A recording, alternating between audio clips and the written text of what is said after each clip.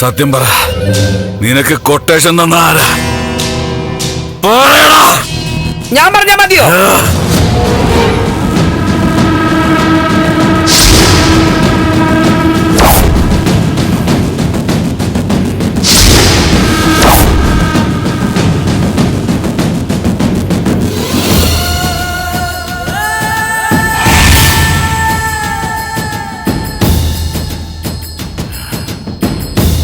ത്യാഗരാജ സാറിന് എന്നെ അറിയാമോ? ഇല്ല, എനിക്ക് നിങ്ങളൊന്നും അറിയില്ല. ഇയാൾ ആളുമാറി എന്നെ പൊക്കിയതാ. എടോ, എന്നെ അഴിച്ചുവിട. വേറെ ആരോ പക്കന്റെ അടുത്താ എന്നെ പൊക്കിയിരിക്കുന്നത്. ആണോ? ആള് മാറിയതാ?